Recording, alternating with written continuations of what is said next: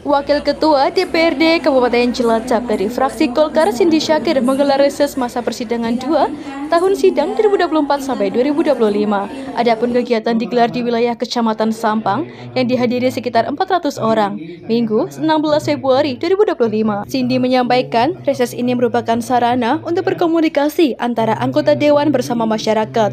Di luar masa sidang, kita turun ke dapil masing-masing, menerima masukan, informasi, serta mendengarkan curhatan. Cindy mengatakan resesnya kali ini berbeda. Beliau mengundang takmir masjid, takmir musola, kemudian juga pimpinan lembaga, baik MI dan TPQ. Di sisi lain, sekolah-sekolah non-formal ada PAUD, TK, SD, SMP, baik negeri maupun swasta. Reses kali ini fokus kepada bidang kesra, khususnya pendidikan dan kegiatan agama. Menanggapi terkait pengaruh pemangkasan anggaran dari pusat terhadap pokok pikiran Pokir Dewan, kata Cindy, pihaknya selaku anggota Dewan berkomitmen agar mempertahankan Pokir supaya tetap baik dari sisi by name by address maupun dari sisi anggaran. Bicara visi misi Bupati, Mas Syamsul dan Mbak Ami, justru ketika menyusun visi misi sudah diselaraskan dengan masukan-masukan dari partai koalisi. Begitupun sudah diselaraskan dengan RPD. Kabupaten Cilacap mengalami 3 kali PJ. Ada Bu Ninit, Pak Awaludin, dan Pak Arif. Itu kan menggunakan RPD sebagai kerangka berpikir utamanya. Cindy yakin semua calon bupati dan wakil bupati Cilacap pasti berpikir 3 hal yang paling utama. Pertama adalah infrastruktur,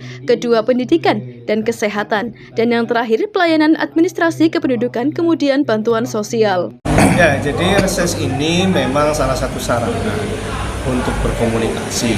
Anggota dewan di luar masa sidang itu turun ke dapilnya masing-masing, menemui konstituen, menerima masukan, menerima informasi, mendengarkan curhatan.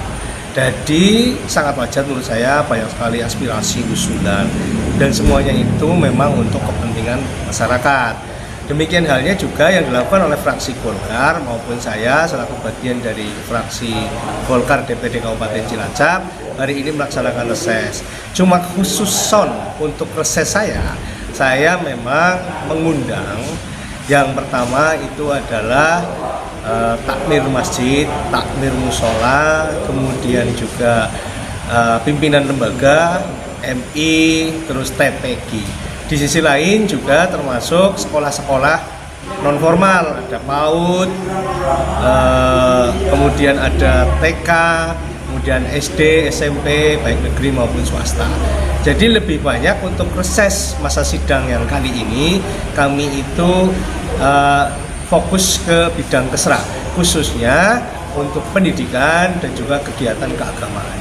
Berkaitan dengan program pemerintah pemotongan anggaran dari pusat ya, apakah ini berpengaruh terhadap pokir atau aspirasi-aspirasi masyarakat yang masuk ke anggota dewan khususnya di fraksi Golkar, terkhusus Pak Cindy Syakir? Ya, kalau saya ya, kita punya komitmen khususnya kita satu fraksi dan juga nanti diskusi atau lobby antar fraksi di DPRD, kita akan mempertahankan supaya pokok-pokok pikiran DPRD kita itu tetap dari sisi by name by address maupun dari sisi anggaran, dari sisi nominal. Karena apa? Karena ini bukan kepentingan kita pribadi. Ini adalah masukan hasil kita melaksanakan reses, kita ketemu konstituen, atau juga kita sering turun ke bawah dalam rangka sidak atau DPRD melakukan peninjauan kerja yang dilakukan oleh masing-masing teman-teman komisi itu kemudian dituangkan dalam pokok-pokok pikiran DPRD dan ditetapkan di tahun 2025. Maka tentu saja kita berusaha untuk mempertahankan dari sisi by name by address maupun dari sisi nominal anggaran atau baku anggarannya. Tentu saja kita bijak dan arif, artinya tidak terlalu kaku. Kita lihat, kita susun lagi skala prioritas. Kalau kita ditanya prioritasnya apa saja, ya semua pokir saya, semua pokir anggota fraksi itu pasti prioritas. Tapi kan masing-masing ketika dipelecehi lagi, lebih kecil lagi, itu kan masih ada skala prioritas yang mungkin masih bisa ditunda 1 tahun ke depan, itu yang mana.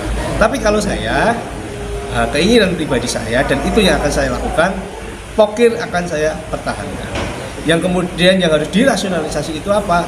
Hal-hal yang sifatnya adalah seremonial, yang sifatnya adalah mungkin kunjungan keluar daerah, yang outcome-nya itu tidak berhubungan langsung dengan pelayanan kepada masyarakat. Itu seperti itu.